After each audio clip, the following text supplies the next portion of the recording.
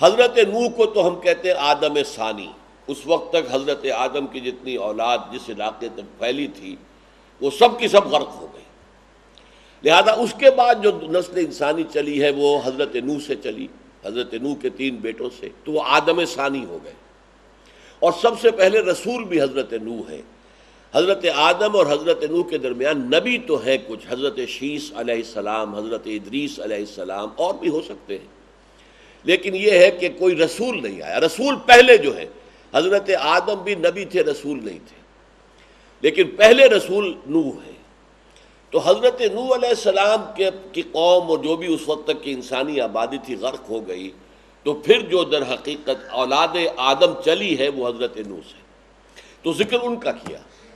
وَلَقَدْ أَرْسَلْنَا، چونکہ ارسلنا بھیجنا، رسول کا یہاں پر ذکر ہے، تو لہذا آدم سے نہیں بات شروع کی گئی، وہ نبی تھے، رسول نہیں تھے۔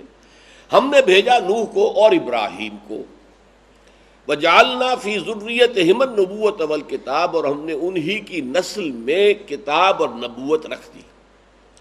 دیکھیں حضرت آدم سے حضرت نوح تک ہم نہیں کہہ سکتے 2000-3000 برس کتنا عرصہ ہے، تو اس میں ظاہر بات ہے کہ بہت سے لوگوں کے اندر حضرت آدم کی اولاد میں سے بہت سے لوگوں کے اندر نبوت ہو سکتی ہے۔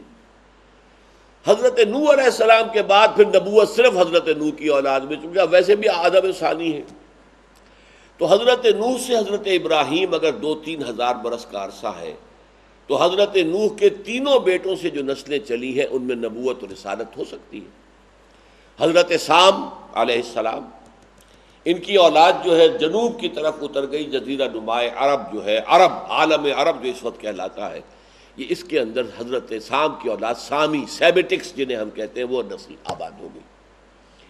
حضرت حام کی اولاد مشرق اور مغرب میں گھوم گئی، ایران اور افغانستان اور ہندوستان، ادھر یہ ہے کہ مغرب میں جا کر ایک طرف افریقہ میں جو مصر اور سوڈان، اور ایک طرف یورپ کے اندر یہ جو 3 ممالک ہیں سینٹرل یورپ کے، فرانس، جرمنی خاص طور پر، اور اٹلی۔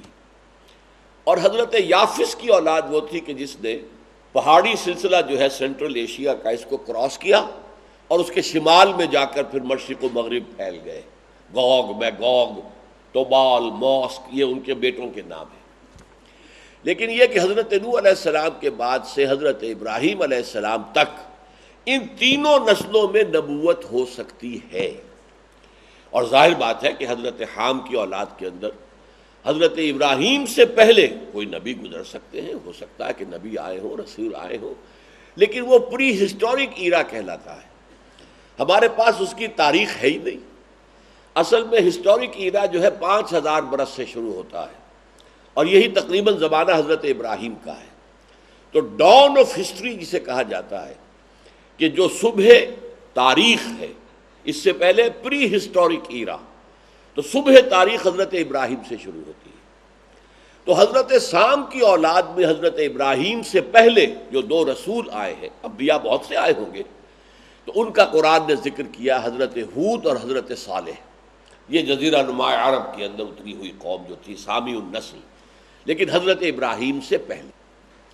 تو حضرت ابراہیم سے پہلے جیسے حضرت ہود اور صالح ہوئے جن کا ذکر قرآن میں ہے، یہ سامی نسل میں ہوئے، تو حام کی نسل میں، یافس کی نسل میں بھی انبیاء اور رسول ہو سکتے ہیں، لیکن حضرت ابراہیم کے بعد اب صرف ان کی نسل کے اندر نبوت ہو سکتی ہے۔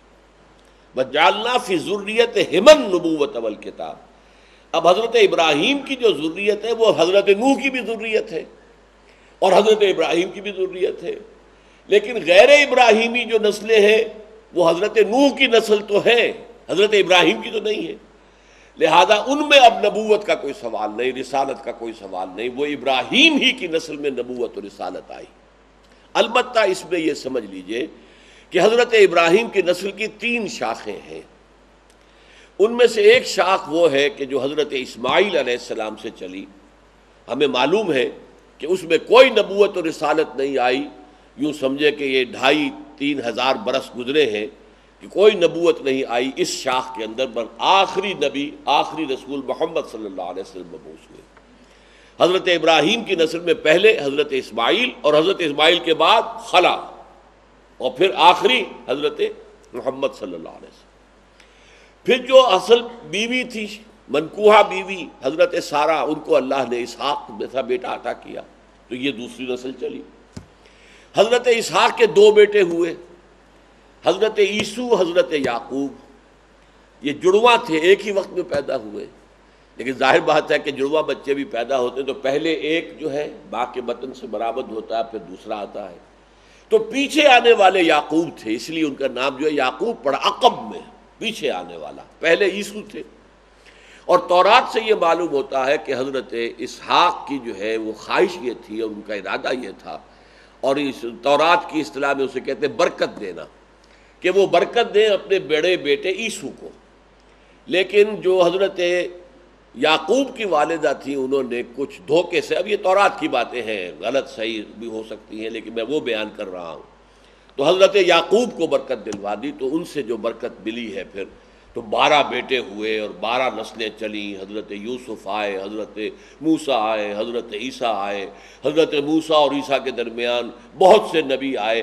یہ شاخ وہ ہے کہ جس کی تاریخ محفوظ ہے، اس لیے کہ تورات جو ہے یہودیوں کی کتاب جو ہے، اس میں یہ ساری شاخ، اب ان کا تعلق جو ہے یعقوب سے ہے، عیسو سے تو نہیں ہے، جو بڑے بھائی تھے پہلے پیدا ہوئے تھے۔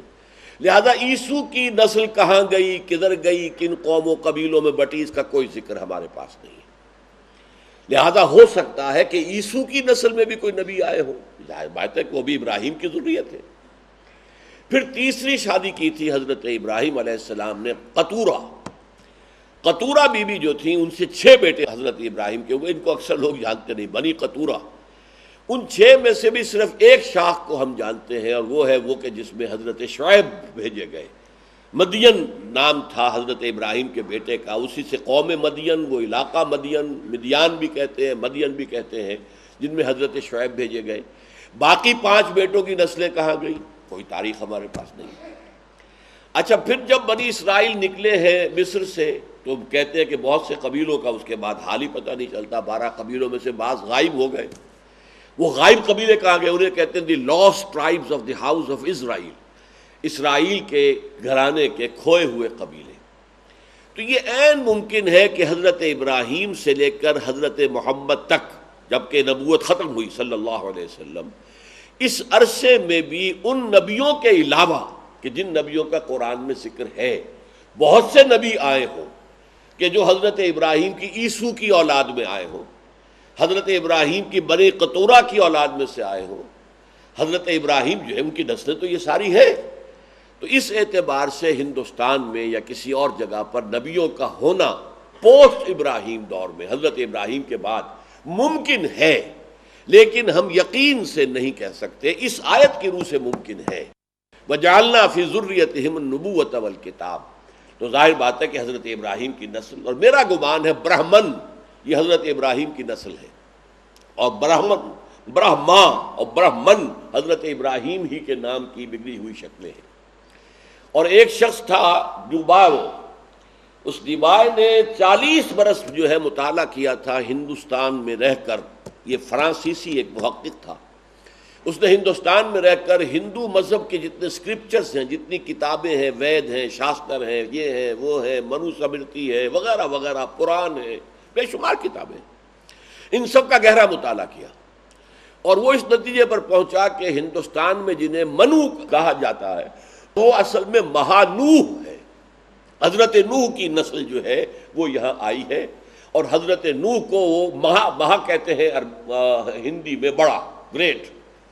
تو مہاتما، ایک تو آتما سب میں ہے، مہاتما جو بہت بڑی آتما ہے، بڑی روح والا آدمی ہے، بڑا روحانی انسان ہے، مہا بھارت، دی گریٹر بھارت۔ تو مہانوح جو ہے وہ منو بن گیا پھر، اور منو سمرتی جو ہے وہ اصل میں حضرت نوح کی جو شریعت تھی وہ منو سمرتی ہے۔ یہ ایک رائے ہے، واللہ عالم۔